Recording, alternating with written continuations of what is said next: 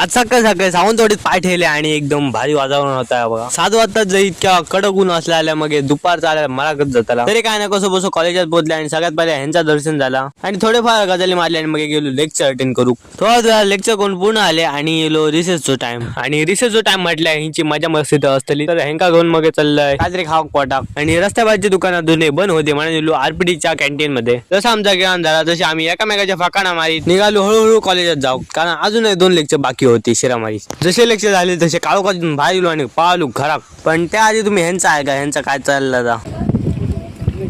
हाय आज लेक्चर आता आलो आम्ही. मराठीचा लेक्चर होता. कंटाळा आला आम्हाला चांगलं वाटतं लेक्चर करायला. हा 1 नंबरचा बाद आहे. लेक्चरला कधी येत नाही तर बंद बाकी ह्याची जशी लपडी सुटली तशी आम्ही निघालो घरात जाऊ. बाकी भेटा तुमका पुढच्या व्हिडिओत. तोपर्यंत बाय बाय आणि सायोनारा.